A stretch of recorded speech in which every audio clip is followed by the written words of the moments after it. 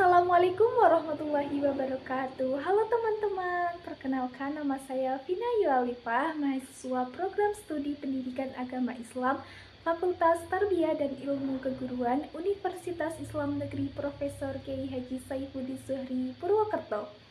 Semoga teman-teman yang sedang menyaksikan video ini selalu diberikan kesehatan, kemudahan dalam setiap urusan, dan semangat dalam menuntut ilmu.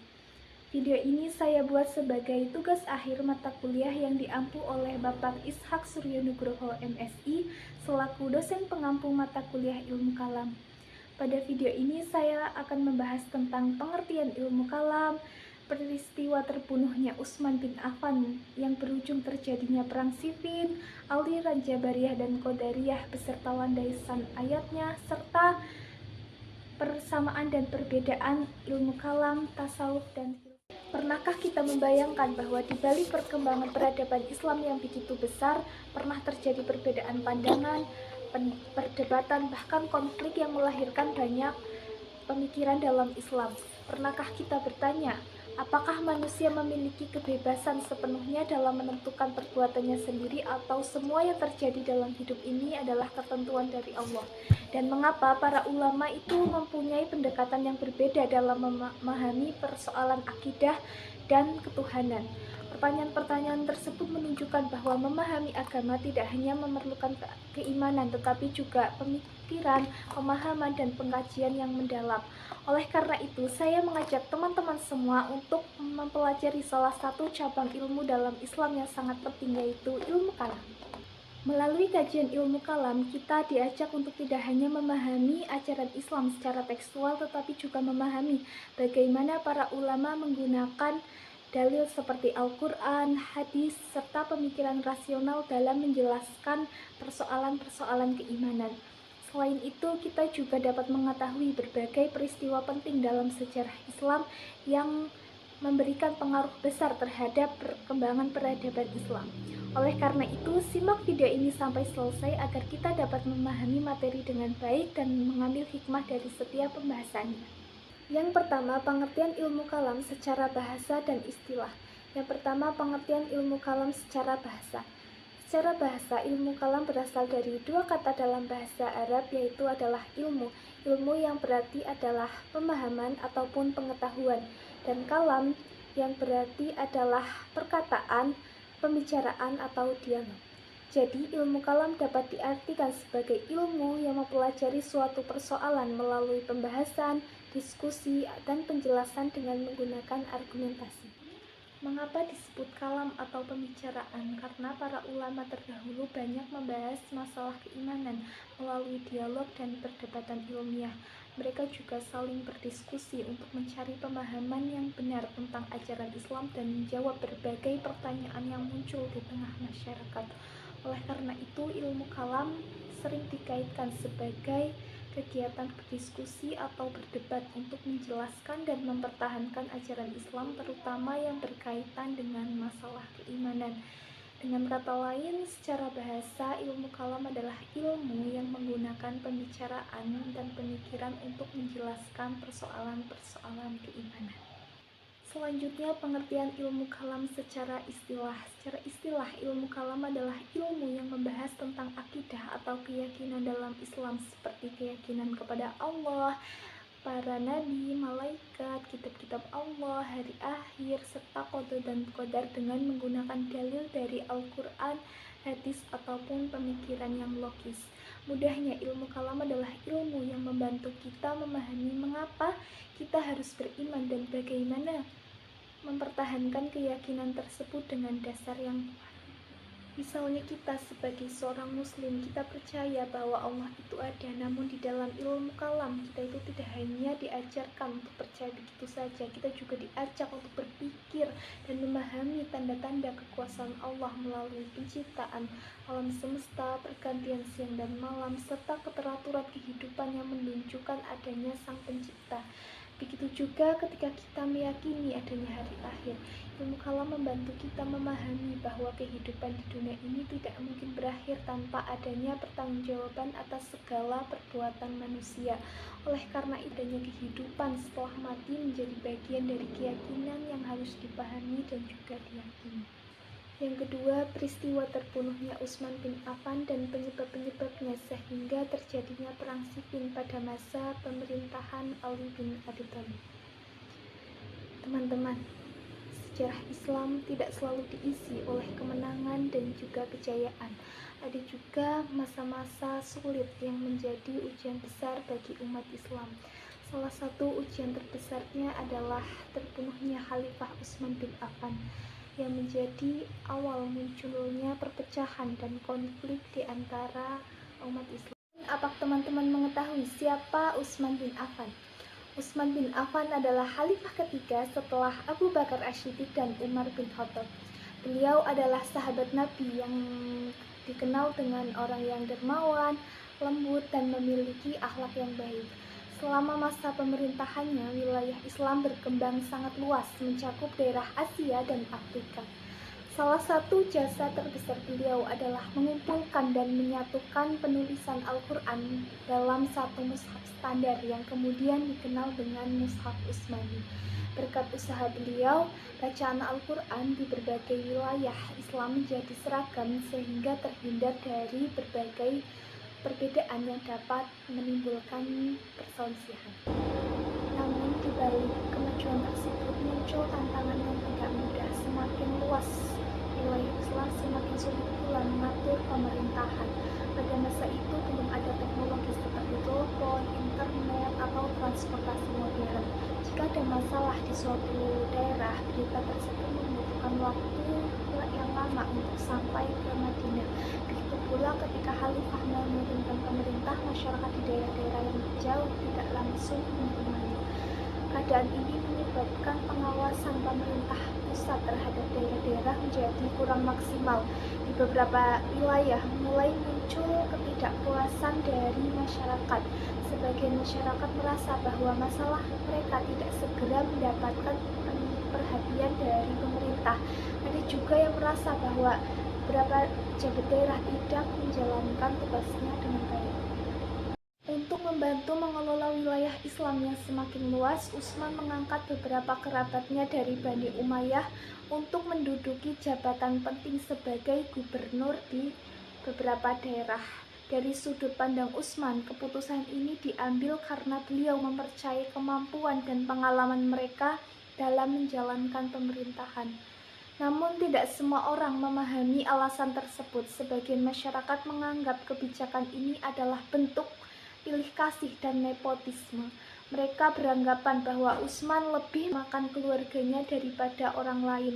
Padahal tujuan Utsman adalah agar pemerintahan dapat berjalan efektif di tengah luasnya wilayah Islam.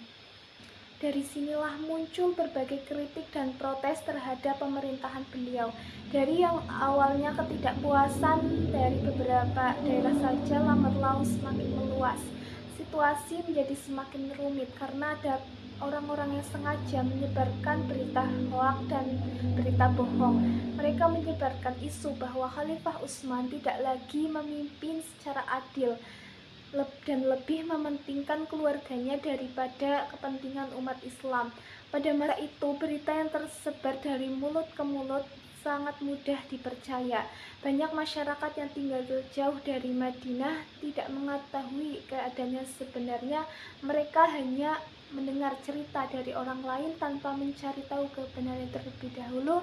Sedikit demi sedikit rasa kecewa dan marah mulai tumbuh di kalangan masyarakat. Tidak berhenti sampai di situ, ada pihak tertentu yang memanfaatkan keadaan ini untuk memecah belah persatuan umat Islam.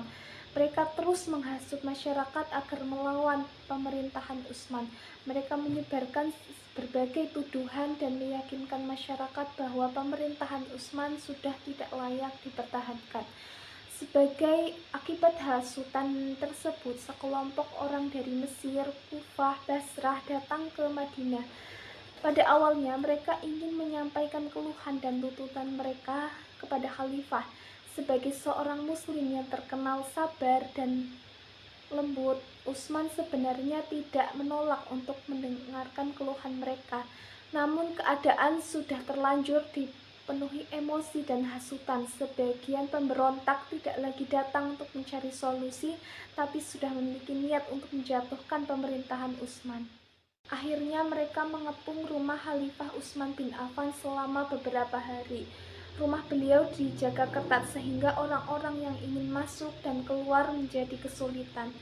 Persediaan makanan dan minuman juga semakin terbatas. Bahkan ada beberapa riwayat yang menyebutkan bahwa beliau sempat kesulitan untuk mendapatkan air. Para sahabat Nabi sangat sedih melihat keadaan tersebut.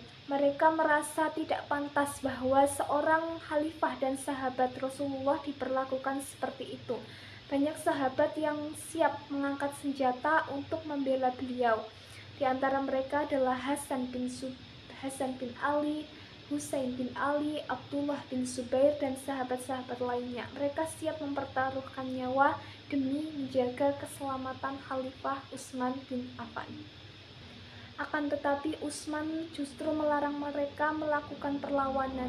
Beliau berkata bahwa dirinya tidak ingin menjadi penyebab pertumpahan darah sesama umat muslim.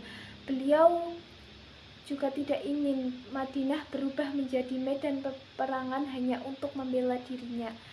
Bayangkan betapa mulianya Utsman bin Affan. Dalam keadaan rumahnya dikepung, jiwanya terancam, dan para sahabat siap untuk membela beliau, justru beliau lebih memilih bersabar. Beliau lebih mementingkan keselamatan umat daripada keselamatan dirinya sendiri.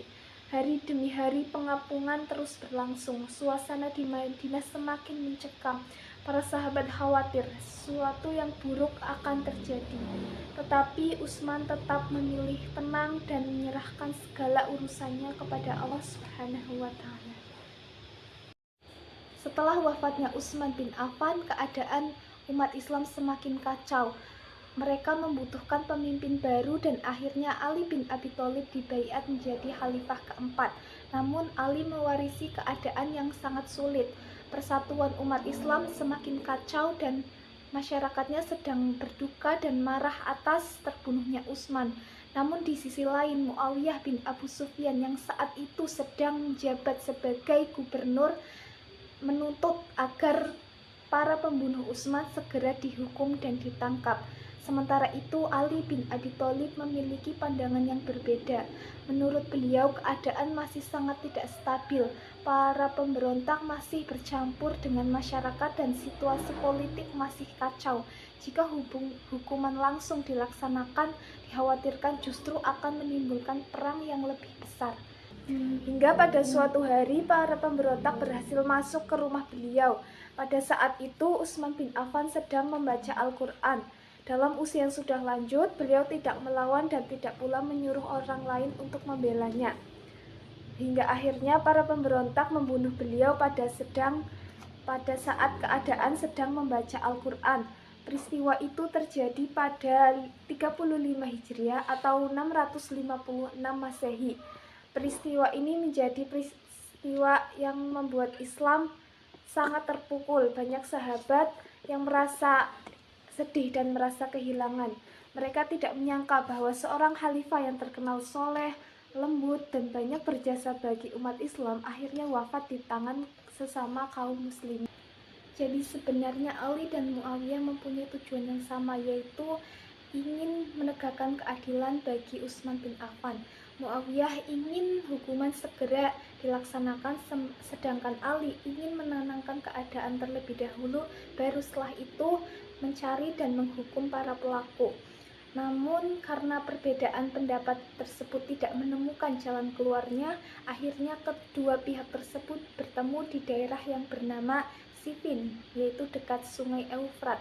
Di tempat inilah terjadi perang Siffin pada tahun 37 Hijriah. Perang ini berlangsung cukup sengit dan menelan banyak korban dari kedua belah pihak. Peristiwa tersebut juga menjadi salah satu awal perpecahan politik di kalangan umat Islam. Peristiwa peristiwa ini menjadi pelajaran yang sangat berharga bagi kita semua. Kita belajar bahwa fitnah, berita bohong, dan hasutan dapat menghancurkan persatuan dan membawa akibat yang sangat besar. Kita belajar dari kesabaran dan kebesaran hati Utsman bin Affan yang lebih memilih menjaga persatuan umat daripada mempertahankan dirinya dengan pertumpahan darah. Karena itulah peristiwa terbunuhnya Utsman bin Affan tidak hanya menjadi tragedi besar dalam Islam, tetapi juga menjadi awal munculnya berbagai konflik politik di kalangan umat Islam yang kemudian berlanjut pada peristiwa berikutnya, termasuk Perang Siffin pada masa pemerintahan Ali bin Abi Thalib. Yang ketiga, Qadariyah dan Jabariyah serta ayat yang dijadikan landasan oleh kedua paham tersebut. Yang pertama, paham Qadariyah. Qadariyah adalah paham yang berpendapat bahwa manusia mempunyai kebebasan dan kemampuan untuk menentukan perbuatannya sendiri. Menurut paham ini, Allah telah memberikan akal, kehendak, dan kemampuan kepada manusia untuk memilih mana yang baik dan mana yang buruk. Oleh karena itu, manusia harus mempertanggungjawabkan segala perbuatannya. Sebagai contoh, jika belajar dengan sungguh-sungguh, maka akan mendapatkan prestasi yang baik, dan dari keberhasilan itu merupakan hasil dari usaha dan pilihannya sendiri. Sebaliknya, jika seorang bermalas-malasan, tidak mau berusaha, maka ia harus menerima akibat dari perbuatannya tersebut. Kemudian ayat yang dijadikan landasan oleh Qadariyah. Di sini saya mengambil Quran surat Ar-Ra'd ayat 11 yang berbunyi, Bismillahirrahmanirrahim. Innallaha la yughayyiru ma biqaumin hatta yughayyiru ma bi anfusihim. Artinya, sesungguhnya Allah tidak akan mengubah suatu kaum sebelum mereka mengubah keadaan diri mereka sendiri. Menurut kaum Qadariyah, ayat ini menunjukkan bahwa perubahan hidup manusia sangat bergantung pada usaha dan tindakan manusia itu sendiri. Yang kedua, paham Jabariyah. Jabariyah berasal dari kata jabarah yang berarti memaksa. Paham ini berpendapat bahwa segala sesuatu yang terjadi pada alam semesta termasuk perbuatan manusia pada akhirnya berada di bawah kekuasaan Allah Subhanahu wa Ta'ala. Menurut Jabariyah, manusia tidak mempunyai kebebasan mutlak karena segala sesuatu telah berada dalam kekuasaan Allah. Contohnya, seorang tidak dapat memilih dilahirkan di keluarga mana, di negara mana, dan dengan kondisi fisik seperti apa. Hal-hal tersebut menunjukkan bahwa ada ketentuan Allah yang tidak dapat ditentukan oleh manusia. Kemudian ayat yang dijadikan landasan oleh Jabariyah, dan di sini saya mengambil Quran surat As-Saffat ayat 96 yang berbunyi, Bismillahirrahmanirrahim, wallahu khalaqakum wa ma ta'malun, yang artinya padahal Allah lah yang menciptakan kamu dan apa yang kamu perbuat itu. Menurut Jabariyah, ayat ini menunjukkan bahwa segala perbuatan manusia berada dalam penciptaan dan kekuasaan Allah. Yang keempat, persamaan dan perbedaan antara ilmu kalam, tasawuf, dan filsafat. Persamanya ada 4. Yang pertama, ketiga ilmu ini sama-sama membahas persoalan tentang manusia, Tuhan, dan kehidupan. Yang kedua, ketiga ilmu ini sama-sama bertujuan untuk mencari kebenaran. Meskipun cara yang digunakan berbeda, namun tujuan akhirnya adalah agar manusia memiliki pemahaman yang lebih baik dan lebih dekat kepada Sang Pencipta. Yang ketiga, ketiganya mendorong manusia untuk berpikir dan merenung. Islam tidak hanya mengajarkan umatnya untuk menerima segala sesuatu secara buta. Sebaliknya, Islam mengajarkan umatnya untuk menggunakan akal, hati, dan ilmu pengetahuan dalam mengajarkan ajaran agama Islam. Dan yang keempat, ketiga ilmu tersebut saling melengkapi satu sama lain. Kemudian perbedaan antar ilmu kalam, tasawuf, dan filsafat. Perbedaannya terletak pada fokus dan cara pendekatannya. Yang pertama, ilmu kalam. Ilmu kalam lebih fokus pada akidah dan keimanan. Ilmu ini menjelaskan mengapa kita harus beriman kepada Allah dan pokok-pokok pemikiran lainnya melalui dalil, Al-Quran, dan pemikiran yang logis. Yang kedua, tasawuf. Tasawuf lebih fokus pada pembersihan hati dan pembentukan akhlak. Tasawuf mengajar kita bagaimana agar kita menjadi pribadi yang lebih ikhlas, sabar, dan tawakal, dan semakin dekat kepada Allah. Yang ketiga, filsafat. Filsafat lebih fokus pada penggunaan akal dan berpikir secara mendalam dan kritis. filsafat mengajak manusia untuk berpikir tentang berbagai persoalan kehidupan dan mencari jawaban secara rasional. Ketiganya saling melengkapi, baik ilmu kalam, tasawuf, maupun filsafat sama-sama bertujuan mencari kebenaran dan membantu manusia untuk mengenal Allah Subhanahu wa Ta'ala. Namun, ketiganya memiliki pendekatan yang berbeda. Sebagai seorang muslim, kita perlu memiliki iman yang kuat melalui ilmu kalam, hati yang bersih melalui tasawuf, dan pola pikir yang kritis melalui filsafat. Demikian pembahasan kita pada video kali ini. Semoga apa yang saya sampaikan mudah dipahami dan dapat menambah pengetahuan kita tentang ajaran Islam. Ingat, belajar agama bukan hanya sekedar menambah ilmu, tetapi juga untuk memperkuat iman dan menjadi pribadi yang lebih baik.